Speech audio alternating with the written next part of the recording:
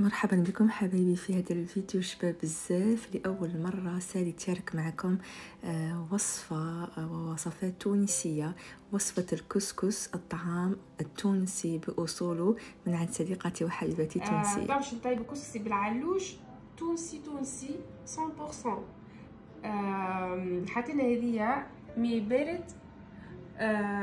خدينا اللحم علوش، خدينا 4 مغارف طوماط كونسونطري، اي زوز بصلات قطعناهم على 4 ما شاء الله، وفلفل زينة، فلفل احمر اللي هو البابريكا مي حار شويه على البابريكا، وفلفل اكحل وشويه ملح هكا سيتو. ما شاء الله. وهذايا طبعا نحطوه في المي البارد باش يغلي على راحته، وخليناه يرتاح. ايه وخلينا ما فهمتكش اللي قلتي لي على بالك مريم. سمحي لي، انا من جبتي لي هذه القدره قلت غادي ديري فيها تفوري فيها الطعام. هي ايه باش نفوروا فيها. بصح ديري من تحت من تحت المرقه. ايه وخليناه يرتاح ليله كامله في بون. تنجم تخليه ساعه 1 يرتاح لين يشرب الفاح نتاعو. احنا حطيناه يرتاح باش هكاك يشرب الفاح نتاعو خير.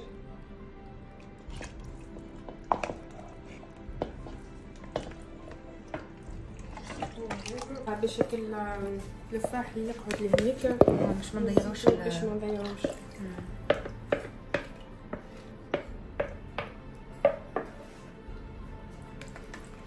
ونخليوه توا على نار هاديه، ودروك حبايبي نشارك معكم وصفة أخرى، وصفة الخبز الطاجين مع حبيبتي أختي الغالية. شوفوا يجيكم بنين بزاف وصحي. أنا ننصحكم ديروه وتاكلوه توت سويت حامي، يجيكم بنة رائعة. جربوه بزاف في رمضان، ما تندموش عليه، عجبني بزاف. شوفوا الوصفة سهلة بزاف، في دقائق تجربوا هذه الوصفة وتنجحوا فيها.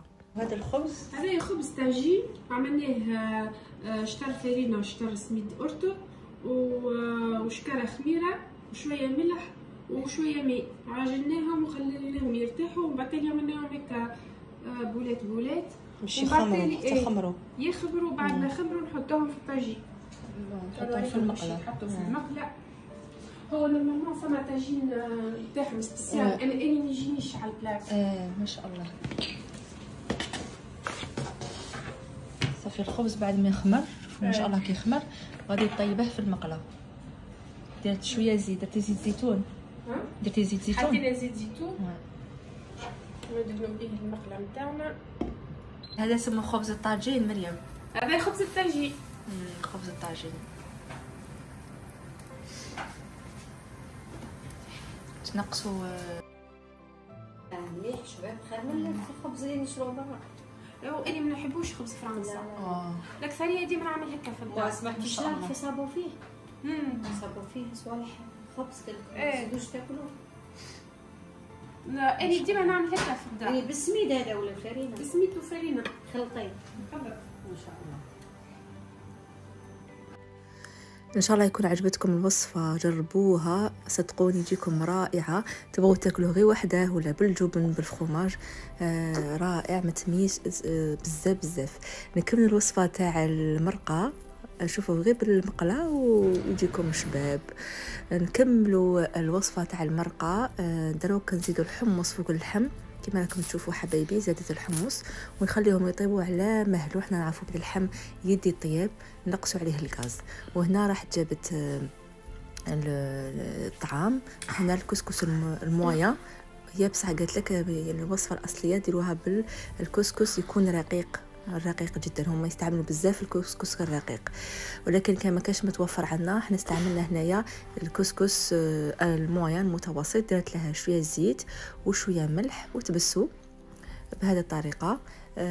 في الحقيقه العمليه تاع الطعام تاع الطعام تقريبا كيما احنا الجزائريين.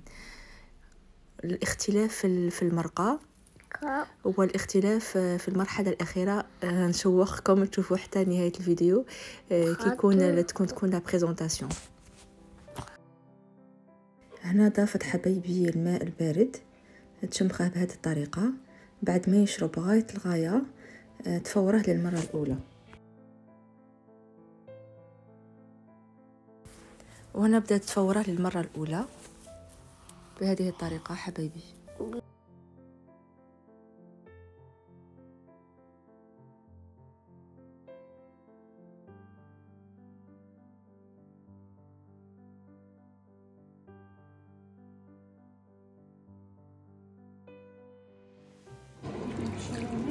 ما بارد هذا ما بارد.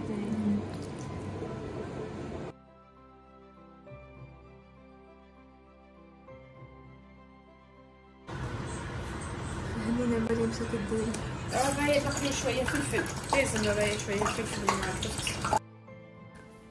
هذا هو الاختلاف بيننا وبين الكسكس التونسي. حنا هذه الطريقه ما نديروهاش. هما شو كيما راكم تشوفوا حبايبي يصفوا المرقه فوق الكسكس بعد ما فار تفورت الخضرات هي وديروا المرقه بهذه الطريقه، تخلطوها هكا بهذا الشكل.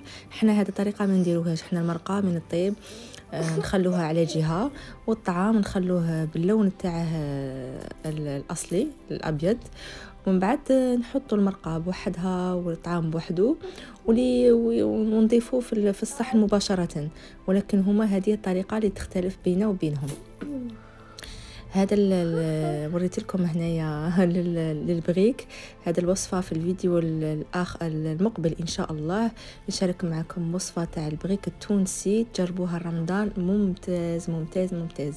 شوفوا الطريقه تاع الطعام كي ديروه حبايبي، شوفوا ما شاء الله اللون رائع يشهي. ننصحكم تجربوا هذا الكسكس التونسي، نكتشفوا سبحان الله. ربي يقول في القرآن وجعلناكم شعوبا وقبائل لتعارفوا.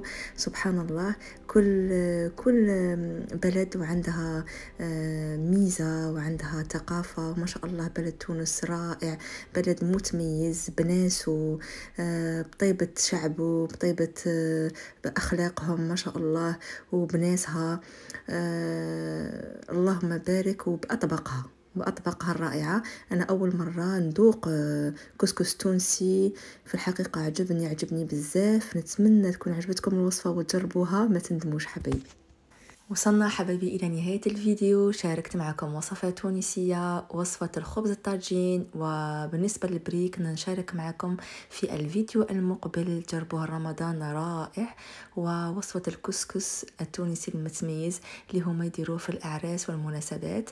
نخليكم بخير وعلى خير، وملتقى إلى إن شاء الله. مع السلامة حبايبي. كسكسي تونسي نتاع عراس 100%. الله راهي شهي.